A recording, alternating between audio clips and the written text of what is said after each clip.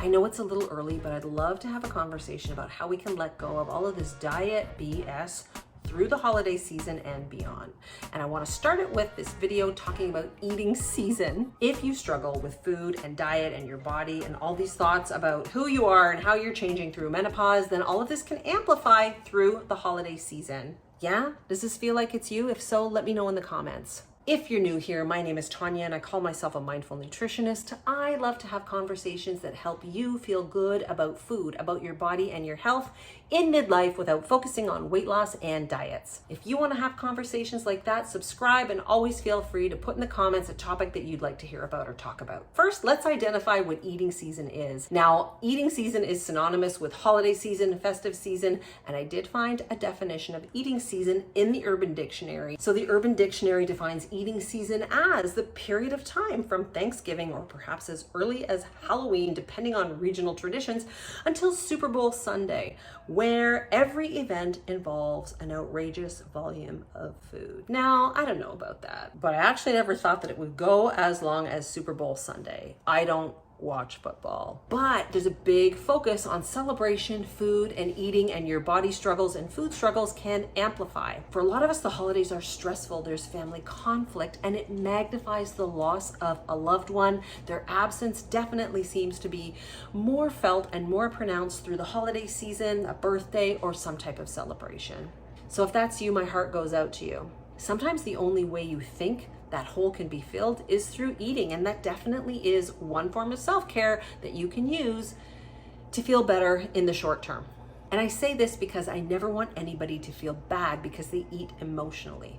But let's bring this back around to eating season, where you might feel overwhelmed with all kinds of food offers, celebratory offers, and just this struggle between eating the cookies and feeling like you shouldn't. So if you feel uncomfortable with food and with your body, this can be a big trigger. All of this stress and the emphasis on food and health and weight can take an emotional toll on us through eating season. So it makes sense that you may want to go on a diet come January, because the diet talk is amplified then too. We're already ramping up to it. And I say it makes sense because we all have bought into diet culture sometime over these years. If you're 50 plus, we're waking up to the fact that diets don't work. So right now, as you are ramping up to eating season wherever you live, if you celebrate these holidays, perhaps you could just sit back and think of all the abundance of food with gratitude.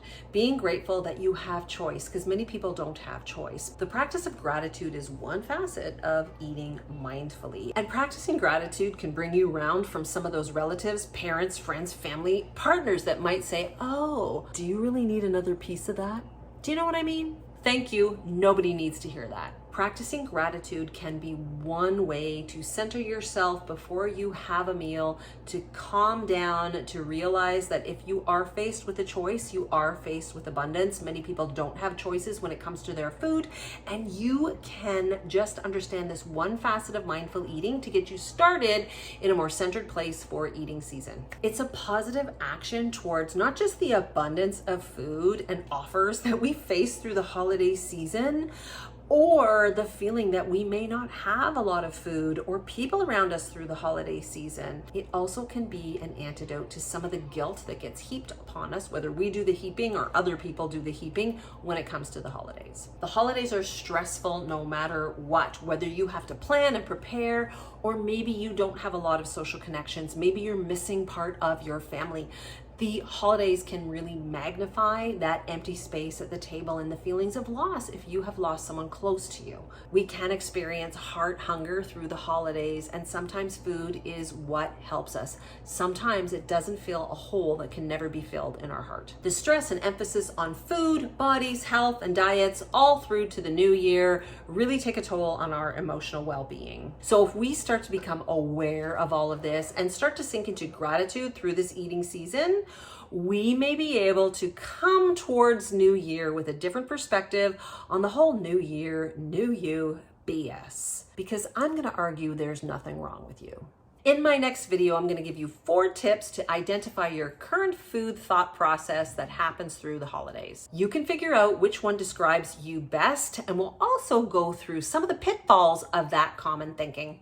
To end this video, I hope I can encourage you to have gratitude for a piece of toast, a cup of tea, whatever is on your plate today.